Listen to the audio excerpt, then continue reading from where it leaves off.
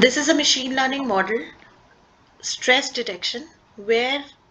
this model can be embedded in any IoT device, any wearable device,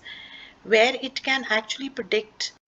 the stress of a human being based on the changes in the snoring range, body temperature, hours of sleep, and heart rate.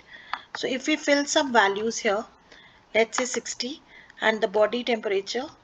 45, hours of sleep, let's say 8, heart rate 100. So when we click on this predict button, so we find that based on these four features, the model is already trained on these features, and this model predicts and shows us that the stress level of this person is very high. So during sleep, the parameters determine this, and this has been done